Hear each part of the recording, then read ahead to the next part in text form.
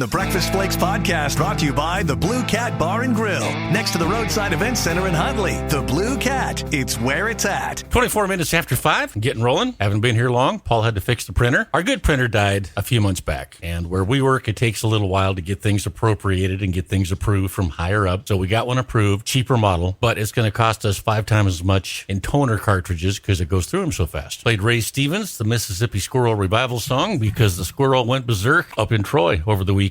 He touched 2 of the wrong things at the same time, zapped him. 1,200 people without power. You know what the last thing to go through that squirrel's mind was, Mark? I have an idea, yes. His butt. Uh-huh. I've seen that. I've seen that a lot. I've seen it a lot with crows, eagles, raccoons. Mm-hmm. My dog chased a raccoon one time up the power pole in the front yard, and it was raining. And he got up, and he ran all the way up the power pole and got on top of the transformer up there. And he touched the wrong 2 things at the same time. And that thing, by the time it hit the ground, that thing was 3 feet around. It just blew him up. Poof. I've seen a lot of electricity deaths. I saw a neighbor's steer calf one time get electrocuted to death in a stock tank. Oh, really? Yeah, got caught in a stock tank, and then he hit the electrical switch where the float is and knocked it into the water. By the time they could get the power shut off, it killed him. Electricity, you don't want to be messing around with that. Water and electricity don't mix. That's why last week, when Mark and I had water pouring in the window here, folks, with all this electrical equipment, Mark was doing his best to soak it up with a towel. We have millions of dollars worth of transmitter equipment out there, and the roof was leaking, and they put plastic above it. Mm-hmm. No mold in our roof, though. We're fine. Yeah. But electricity will do it. So squirrel got it, huh? Mm-hmm. You don't have squirrels out by you, do you? Yeah. Do you have squirrels? Yes, because when my daughter was 4, it was right by Pioneer School. And the night before, we always read her bedtime stories. And the night before, her mom had read her the children's book, Chippendale. And as mom was turning the corner, a squirrel ran out in front of the car, and mom ran over the squirrel. Mom, you killed Chippendale. Not a lot of them. Yeah. I don't have squirrels. Well, I'll tell you something we got, Paul. We got one fat hawk. Patrols the whole area out there. And he always sits on top of the same pole. Well, they eat cats. Mm-hmm. But we don't have any old bunnies in our neighborhood either. Well, I had 40 this morning. More snow coming for some of the upper elevations, central and western part of the state. Bozeman, hard freeze last night. Butte, hard freeze. But fear not. The newspaper tells us this morning it's going to be a hot summer. Yeah, they've been calling for that all year. And I had 34 degrees this morning when I left. Got me a little nervous. Guys in agriculture get nervous. Hey, I was at a graduation party on Friday. Talked to a guy down by Custer. Had to replant some beets already. Pros. Yeah, it's not good. And all the spring crops, folks, they can't handle it. Winter crops, winter wheat, are meant to freeze. But spring crops can't. Sugar beets, malt barley, spring wheat, oats. Alfalfa is vulnerable right now. If we get a hard freeze, it'll freeze back, burn that alfalfa back. It won't do crap. And but the irrigated guys, they got a little advantage that way on the alfalfa because they'll just go in and clip it and then just pour the water to it and it'll all come back. Yeah. But I got peas and oats and hay barley out there. Same thing. Freeze. If it freezes, I'm toast there. Only I'm not going to replant it. I'm not going to go back and replant, but and you can buy insurance, you can buy replant insurance and stuff like that, but it's just like anything else.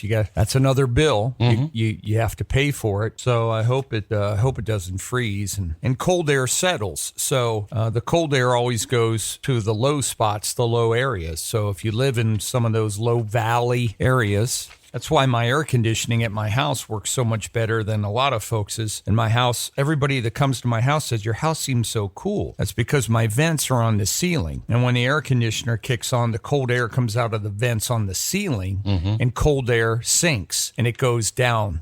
Where most people have their vents on the floor and cold air does not want to rise. But now in the wintertime, your houses are warmer because you have the heat coming out of the floor and the warm air goes up. Where my warm air comes out of the ceiling and it doesn't want to go down. But I'd rather much be cooler in the summertime. See, I've got both. So upstairs, vents are in the floor. Downstairs, vents are in the roof. And in the summertime, on a hot Sunday, when golf is on and that cold air's falling down on you in a sleeping bag, you can't stay awake if you try.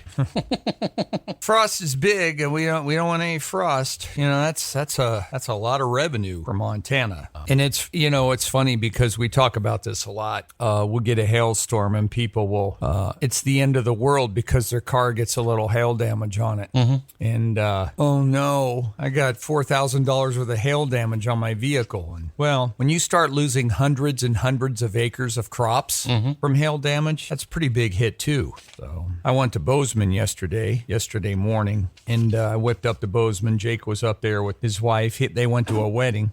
So I thought, well, hey, I'll run up, have lunch. And yesterday in Bozeman, I hit rain. I had a blizzard. We hit a blizzard. I hit hail out by the airport when I took him to the airport. And at lunch, the sun was out and it was beautiful. I had all four of those within about 3 hours. Love living in Montana. Yeah. I told Jake's wife, I said, there's this saying, if you don't like the weather in Montana, just wait 5 minutes. It'll change. Had 4 different kinds of weather up there yesterday. That place. Yeah. That place is out of control. I agree. And I don't know how a city can keep up with that much growth that quickly, but it's nothing like you've ever seen up there. Especially in our state. Yeah, it's crazy. It's going to be solid. It's going to be solid. Everything, Belgrade to Bozeman. Mm-hmm. The only thing that's protecting the Livingston to Bozeman area is the mountains and the pass. That's the only reason. But it's crazy. We drove by the university up there, and their Montana State is just growing leaps and bounds. Unlike UM, I mean they Bozeman is growing like UM was 20 years ago, and then UM got a little deeper into all their different philosophies and way left stuff, and shock, they quit growing. Well, and they offered all the degrees where you have to work at Wendy's. Mm-hmm. Great, you're going to make a new stance in the world. Great, well, you're going to starve to death doing it. But, the Montana State's got 17,000 kids now, and the only reason they're at 17 is because they have no room to put the other ones yet. They're building student housing. There's more apartments and condos and things going up there. And now people can work from home.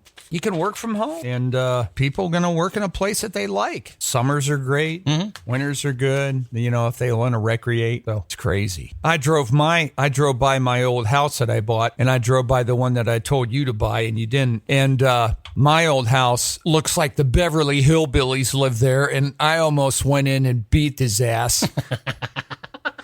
Kind of let himself go? Yeah. That's too bad. I thought, hey, is this how you took over? I think what he did is he bought it and then he rented it to college kids. Oh, I'm sure. Because You're a straight shot to university. 5 minutes to the college. The new high school is just 5 blocks down the road from my house. Okay. And it was perfect area. Grass was 2 feet tall, branches laying down, bag of garbage on the front porch. I gave him $15,000 to replace some of the siding so there was a recall on the siding, and I didn't want to screw with it. That old siding's still on there. He didn't. Don't cash that. Oh yeah. I almost stopped. You know what that turned into? Lottery tickets. Yeah, probably. God. That driveway hasn't been swept since I swept it last time, Wilson. You ought to see the crap on that driveway. It drove me nuts. I just drove by. So, but that place up there, Jake had to stop and exchange some sunglasses or something that he got at the mall. So I said, yeah, I'll drop you off there. So we dropped in. They got a food court up there at the mall in Bozeman. They got a great food court in there. That food court in that mall was packed. Everybody in Bozeman was eating in that food court in that mall in Bozeman. They have a Bob's Pizza there and all kinds of stuff. And that place was packed. And I thought, you could open a shooting range in our mall. Mm-hmm. There's hardly anybody ever in there. But that place, that'll be the largest city in Montana, folks, in 10 years. No doubt about it. It's crazy. Crazy. And one of the problems is the infrastructure can't keep up with the growth. Mm-mm. And so you have to know the ways around. And you do. You have to know the back roads and what restaurants not to go to. And you just have to know where you are going to be frustrated. They got the whole tailgate area at the football stadium. That is all tore up. And they're redoing all of that. So, it's the end of May. They got June, July, and August. They got 90 days to get that finished. And, I remember they announced here, God, last year, I can't remember. We've been on the air here a lot, but, like a $60 million housing expansion for Montana State for the campus, for more housing for the students there, because they can't take more students unless they have a place to put them. But it's nuts. It's crazy. Anybody who is in the construction industry in that area, any avenue of it, probably now needs help and is making tons of money. I would agree with that. I don't care if you drive a truck at Home Depot's lumber department. You can work as much as you want, probably, and stay busy 24 hours a day. If you sell nails, plaster, concrete, anything in construction business, you're so damn busy right now, you can't handle it. Roofing, framers, it doesn't matter. There is so much construction there. They probably are so short of people up there. And I just keep thinking of my poor Lewistown that's going to bring in 800 families up in Lewistown, when they open up that business up there. I don't know where they're going to put them. Again, infrastructure and apartments and all that kind of stuff. I don't know where they're going to put them up there. And it's funny, there's no commercials running up there in Bozeman telling everybody that is moving in there and staying and wants to start a family and a life there. Witchface isn't on the television up there telling everybody you don't belong and we don't want you here. Only if you run for a Senate seat. And but the secret's out. Plus, her buddies, hey, Witchface, I wish you'd come in here. You and all your buddies back there, like John Tester and others, Chucky Boy and Big Gavin, all the rest of them, Inslee, these guys, you are the reason why so many people are moving to Montana from the other states. It's because of you, Witchface, because of you and your policies, your taxes. You're the ones hurting everybody, making them move to Montana. It's you. You're the one. You're so concerned about people moving in, starting a life and starting a family here. That's because your buddies, Witchface, are the ones that have screwed up their states so royally that they're all moving here. And then she has the guts. We don't want an out-of-stater, blah, blah, blah, this and that. And then Witchface's school district and Witchface's city council and Witchface's chamber of commerce, they're bringing all their ideology in from all these other states and moving into their area, bringing that attitude and their way of doing things on Witchface and her family. Oh, I'd love to get her in here. And then they come in and we have to deal with the growth. And it's just inevitable. It's going to happen. Places like Jordan, they're still safe. Glasgow, Rainsford, where that woman is, there's nothing there. So Witchface can just go ahead. It's not going to affect her. Rainsford would be a beautiful place to live, but there's no place to live unless you're going to build something. Well, they don't want you to build there. You don't belong there. You're not from there. Unless you're here for 175 years, you don't belong here. Glendive's probably next because everybody wants to live there. I wrote an article on that once and found out how popular it was. Well, actually, I talked to I know a guy that just bought a big apartment complex up there because they got that ammunition manufacturing going in up there. And so that place is going to grow a little bit. Oh, in Glendive. Yeah. Oh, yeah. Yeah, that's a defense contract.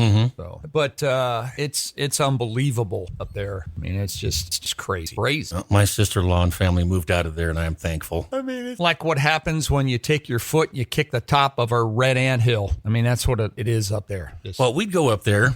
Let's go back like 4 years. My daughter was 12. My niece was 8. And she'd come spend the night with us at the hotel. The girls would swim. And there's 2 hotels on either side of Outback. And the one year we were up there, John was in school. So I invited John to come have dinner with us. And it just cracks me up because your friends' kids are kids. And we sit down, the waitress says, "Can I get everybody something to drink?" And the girls order pop, and I order a light beer. And John goes, "I'll have a Moscow Mule." Oh, yeah. And I looked at him and was like, "Well, I guess you're old enough now. You can do that." 1 year later, we go back up. The rooms are $50 more a night. And we go next door, Outback to have dinner. Sir, it's going to be about 90 minutes before we can get you in. I had lunch up at Sidewinders. That's a good restaurant. And it was a great lunch.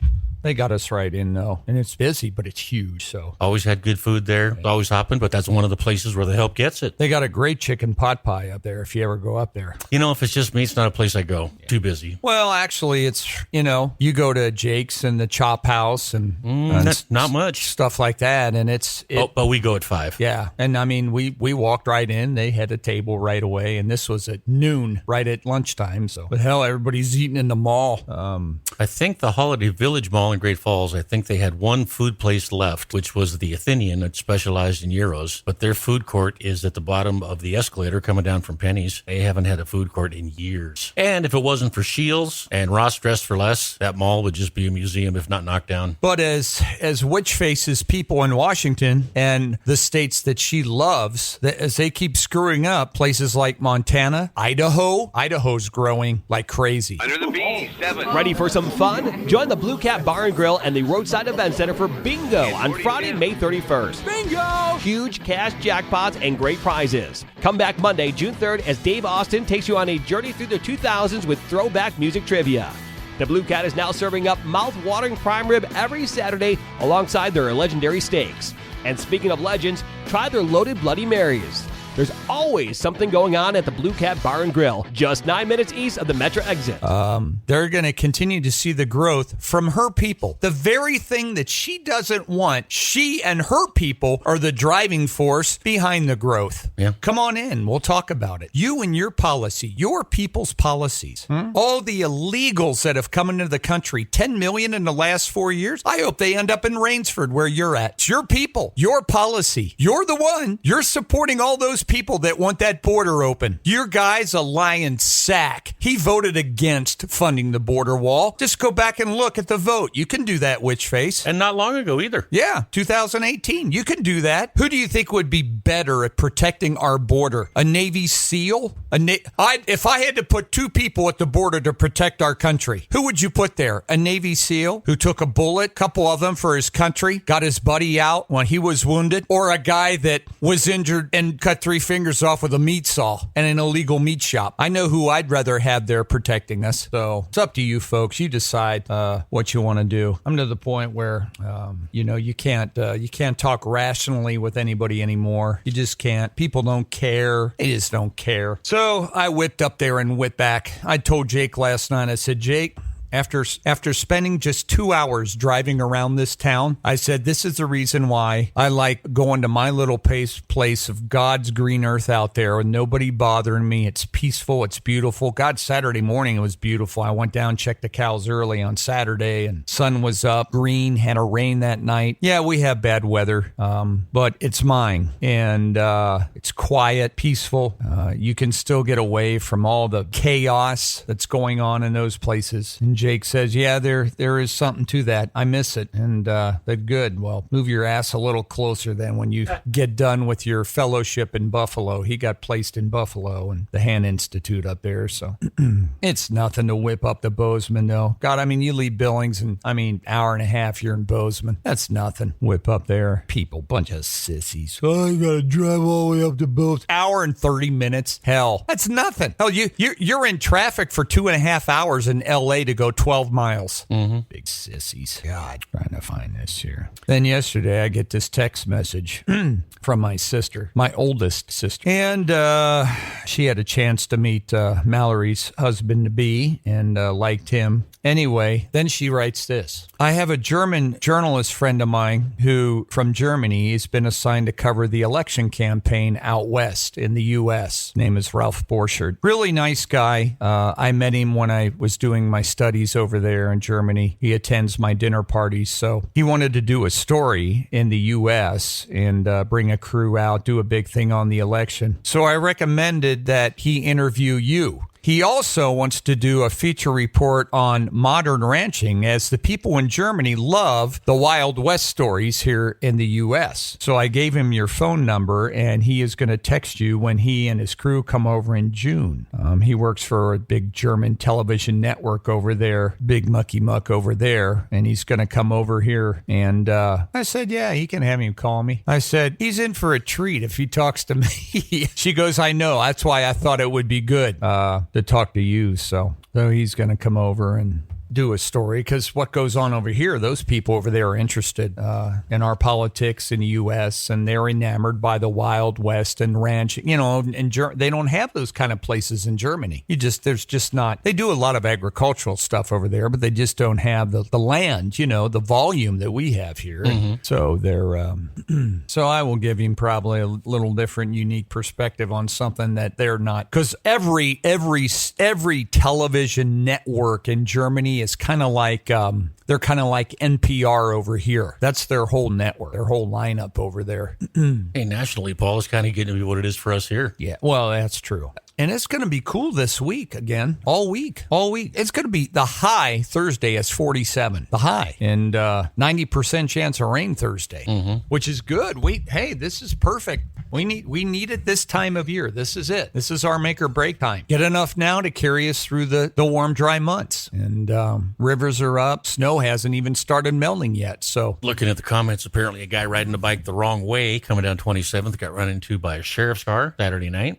And of course, there is a page called Billings Police Department Complaints, and people pile it on law enforcement. Never understood that, because when something goes wrong in your world, who are you going to call? The only people that pile on law enforcement are people who have had run-ins with law enforcement. And done something wrong. Yeah, that's right. I've never piled on law enforcement because I've never been fingerprinted, booked, convicted of drug crime, theft, shoplifting, abuse, assault, any of that kind of stuff. Those authority types mostly protect and serve the well-off folks. Screw the poor, and they hardly have any regard for people of little means. See, if this cyclist had been a rich guy, the cop would have been out helping the guy himself. Yeah, see? Yeah, you dumbass. That's just stupid. That looks pretty serious. Can I see your checking account balance, please? Right. Look in the mirror once again and ask yourself, who do I blame my lack of success on? Right. Well, it's obvious. That person's lack of success is due to the police. If you're riding your bike down 27th Street at night when you're 15, that's one thing. Yeah. Dumb. Just dumb. Bad parenting. No parenting. That's another one. Crazy. Police and people in neighborhoods, they're finding out. Ask the people in the poor neighborhoods of Chicago. Ask them about the war on police and what it did to their neighborhoods. I don't know how many shootings were in Chicago this weekend, but I'm sure it was still plenty. It happens every weekend, and bad parenting. Not allowed to talk about it, though. Nope, not allowed to talk about it. Look at the kicker. Look at the kicker in Kansas City. Look at the heat he took. He's taking heat for telling people to do the right thing. Yeah, damn right. You know what was great is the owner of the Kansas City Chiefs, the name. Under the B7. Ready for some fun? Join the Blue Cat Bar and Grill and the Roadside Event Center for Bingo on Friday, May 31st. Bingo! Huge cash jackpots and great prizes. Come back Monday, June 3rd, as Dave Austin takes you on a journey through the 2000s with throwback music trivia.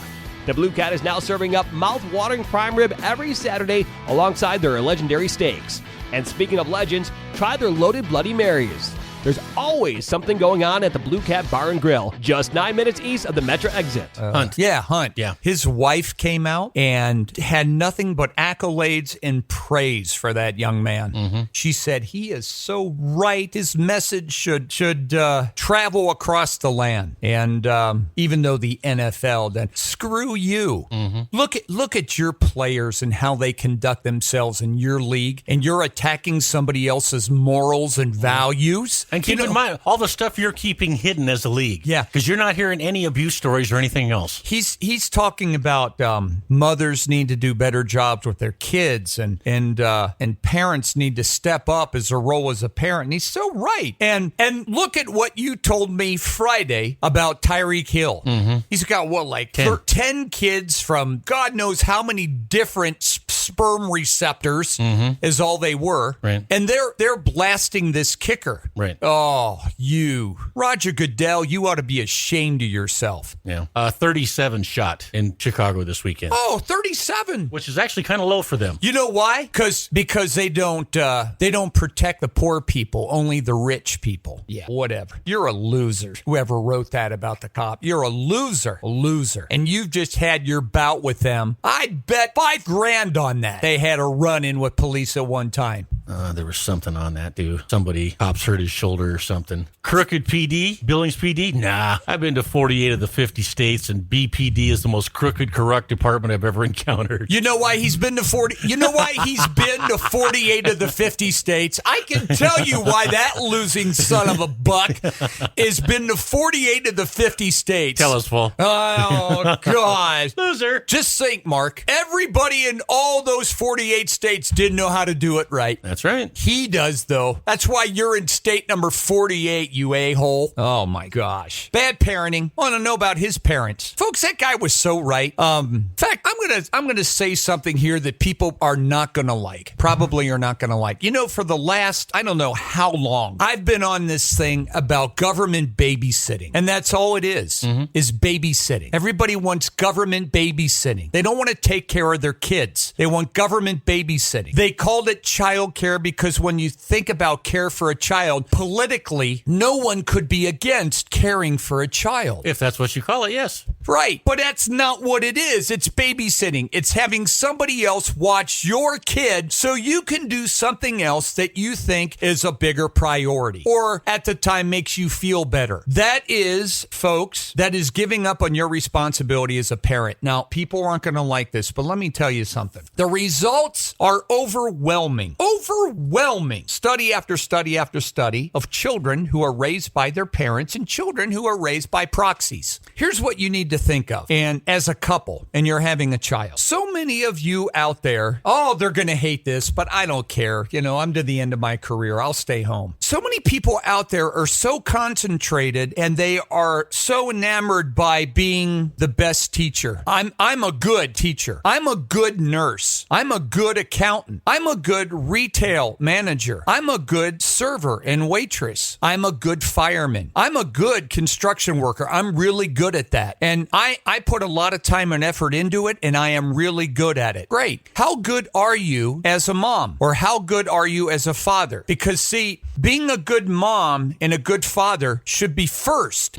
That's where we've lost it in the last 40 years in this country. That's number one. That should be your top priority. You have to be good at that first. If you're putting your kid, and you're going to hate this, folks, if you're putting your kid into a babysitting situation where somebody else is raising your child for 8 to 9 to 10 hours a day, you are not a good parent. You may be a good teacher, and you may be a good accountant and lawyer and a retail manager and a good Uber driver and a good this, but you're not a good parent. Parents should come first. If you fail, folks, if you fail as a parent, you will forever pay the cost of failure down the road. You will see it. Grades, job performance, discipline, you will forever see it if you fail as a parent. Let me tell you something. You young moms out there, when your baby's born after 4 weeks, your baby's 4 weeks old, you're handing off your baby then to somebody else so you can resume becoming that good nurse or that good teacher or that good whatever. You're handing your baby, your child off to someone else. Every time, just think of that. Every time your young baby gets their diaper changed, and you moms know what this is. Dads should know what it is. I know what it is. You're sitting there and your little beautiful young baby is sitting there on their back in the changing table. And their eyes, folks, those little babies' eyes that just melt you, they stare right at the person who's changing their diaper. You moms know this. They stare at you and they're cooing and they may have a bink in and they have a little drool and their legs are up in the air and they're just kind of moving their legs around. I can see it like it was yesterday. And you're changing your diapers and they're just making their little noises and they're staring up there. That baby needs to see its mom or its dad. After 4 weeks old, who is that baby seeing the most of every single day?